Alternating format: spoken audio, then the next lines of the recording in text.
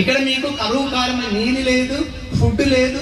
మీరు సరహద్దు దగ్గరికి వెళ్ళి ఆమె దగ్గరికి వెళ్ళి మంచి నీళ్ళు అడుగుతున్నారు.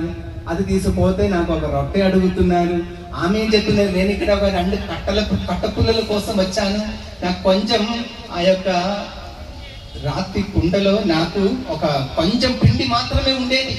ఆ పిండి రొట్టెలు చేసి నాకు ఒకటే కొడుకు తిని చనిపోవాలి, ఇది ఆత్మహత్యగా సాగిరాన్ని బట్టి ఇదిగో దేవుడు ఆ బిడ్డ దగ్గరకు పంపిస్తున్నారు. ప్రియులారా, సరేత్ విధవ దగ్గరకు ఒక ప్రవక్తని పిలిచిన దేవుడు ఆయనకు సంరక్షణ ఇస్తున్నారు. ప్రియులారా, మా యొక్క గురుత్వ జీవితంలో ఈరోజు మన చౌదరి ఫాదర్ గారు ఈ యొక్క 25 వసంతాలు, కెవిన్ ఫాదర్ ఒక గురువై 25 వసంతాలు దేవుని యొక్క సేవలుంచి పనిచేసి గుర్తించుకొని ఈరోజు ఈ యొక్క సిల్వర్ జూబిలీ సందర్భంగా ఇక్కడ పూజ చేయాలని ఎంతో గుర్తించుకొని దేవుడు వస్తున్న మేలులను గుర్తించుకుంటారు ఫాదర్ గారు. బ్లెస్సింగే, గుర్తించుకోవటం ఒక బ్లెస్సింగే, మరిచిపోవటం ఒక పాపమే. ప్రియులారా, మనం దీవెనలు పొందుతూ ఉన్నాం, కానీ వెంటనే మరిచిపోతారు. మరిచిపోకూడదు.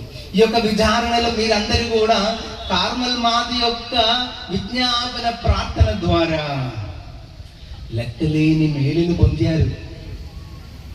Is a blessing, forgetting is a curse. మీరు గుర్తించుకోవాలి ప్రియులారా.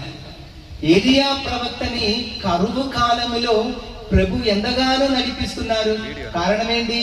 పిలిచినదెవరు? దేవుడు. అయితే దేవుడు పిలిచిన ప్రవక్తలకు సంరక్షణం, ఫుడ్, బెడ్ అన్ని ఆయనకు ఎక్కడ పోయినా దొరుకుతుంది. గురుత్వ జీవితములు కూడా అంతే.